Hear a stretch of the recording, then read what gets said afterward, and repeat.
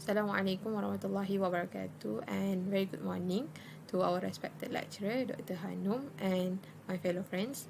So we are from Group A, and our topic is on biological hazard. So let's go to the definition first. Biological hazard, also known as biohazard, refer to any biological substances that pose a threat to the health of living organism, especially human. So these hazards can be encountered anywhere in the environment, like at home, school, or at workplace. So here, as you can see, this is the symbol of biohazard. It was developed in 1966 by Charles Baldwin, who is an environmental health engineer. There are several types of biohazards. Viruses are one of it. So what is virus? It is a group of pathogen, consists mostly nucleic acid and lack of cellular structure. Viruses are totally dependent on their host for replication. So here are several examples of viral disease. So the first one is neurologic viral disease, where some viruses can infect the brain and the surrounding tissues. Example of disease like polio and rabies. The second one, hemorrhagic viral disease.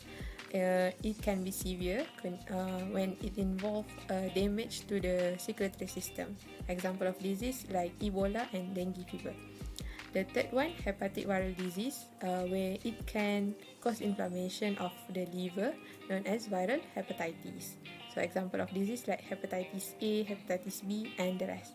The last one is respiratory viral disease, where it commonly affect the upper or lower parts of the respiratory tract. So example of disease like adenovirus infection and severe acute respiratory syndrome (SARS).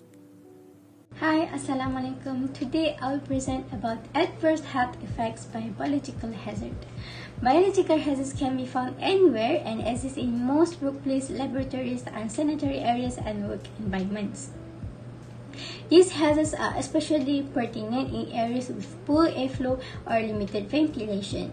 The range of hazards is surprisingly broad, so you should be mindful that they exist. These include bacteria and virus, sewage, plants, pollens, and bones. First of all, biological hazards can cause skin irritation. Biological hazards range from bacteria, fungi, virus to skin parasites may cause redness of the skin, blisters, scales, or crust. This skin irritation is transmitted through coming in contact with contaminated objects. For example, a disease called cellulitis caused by Streptococcus and Staphylococcus species. That's why in lab we should always keep aseptic techniques when handling with microorganisms and ensure we are in a sterile condition for our safety. In the conjunction, biohazards also can cause horrible disease such as vomiting, fever, diarrhea, and in a serious case may cause death. This biohazard usually transmitted by people and animals. For instance, foodborne infection caused by Salmonella. Last but not least, biohazards can affect respiratory system. Respiratory system that affected by biohazards usually can cause lung infection, chronic illness, and asthma. This is because the hazards enter human body through respiratory tract and infected the lungs. Did you know that as home and building age, mold, especially black mold, is becoming a problem that may cause lung infection, chronic illness, and asthma as well. Thank you. Now, I will continue the presentation with the economic burden of biological hazard. Generally, biological hazard pose risk and the great impact is in the economy. First, biological hazard will reduce the productivity of the country. There will be a drop in numbers of skilled workers as biological hazard may infect them and it may cause death. The number of sick leave will also increase as the worker fell sick due to the infection. Both will give a huge loss to the company and will lead to the slow economic development of the country. This will lead to the increase in the utilization of foreign worker. The use of foreign worker will take the wealth of the country outside. Meanwhile, biological hazard, which may cause outbreak like the pandemic, will lead to the increase in the rate of unemployment. Second, biological hazard have the potential to worsen the economic status of the victim.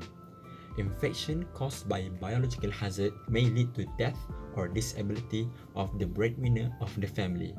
For family which rely only to one source of income, this will lead to other big problems such as the inability to meet the basic needs. The expenditure for medication and treatment for infected person also need to be taken into consideration, as there are certain population who can't afford it. Worst case scenario, biological hazard may lead them to poverty. Here are some examples on how biological hazard can affect the economy. First, let's have a look on COVID-19 pandemic. Pandemic led to long-term economical impact around the world. According to the Department of Statistics Malaysia, several economic sectors were temporarily closed and the operating hours were reduced as a result of various phases of the movement control order. As a result, Malaysia's economy contracted by 5.6% in 2020. The pandemic also caused the increase in the unemployment rate to 4.5% in 2020, which is the highest since 1993. The SOCSO, Social Security Organization, reported that the rate of job loss increased to 42% from year to year in the first quarter of 2020. The COVID-19 pandemic also had increased the loss of profits and production for industries. For example, the Malaysian Association of Hotel mentioned that the hotel industry affected by loss more than 11 billion ringgit. Other than that, according to MRCA, 91% of retail businesses reported a drop in sale from January to June 2020. They also laid off nearly 50,000 employees that year. On the other hand, due to lack of labor force in the plantation industry, the Malaysian palm oil industry faced loss up to 10 billion ringgit. Lastly, here are the case for malaria. Malaria has the potential to be an economic nightmare. Countries with malaria have generally seen a slower economic growth compared to malaria-free countries. Malaria is predicted to cost Africa $12 billion in loss of GDP. The disease is thought to have slowed Africa economic growth by 1.3% every year. Malaria has substantial direct costs, which include high public spending to try to maintain the health facility and infrastructure, manage effective malaria prevention effort, and provide public education. Workers' productivity also decreased as a result of increased sick leave, absenteeism, and premature mortality are examples of malaria's indirect costs. The mere presence of malaria in the endemic nation might deter investment, saving, and potentially income tourism trade. Insecticide-treated net, doctor fees, anti-malaria medication, transportation to health facility, patient assistance, and funeral charges are all examples of personal expenditure. This can impose an unbearable pressure on household finances. As conclusion, biohazards are very dangerous. It can kill or may cause discomfort. Biohazards can affect many aspects of our life, including our health and economic. That's all from us. Thank you.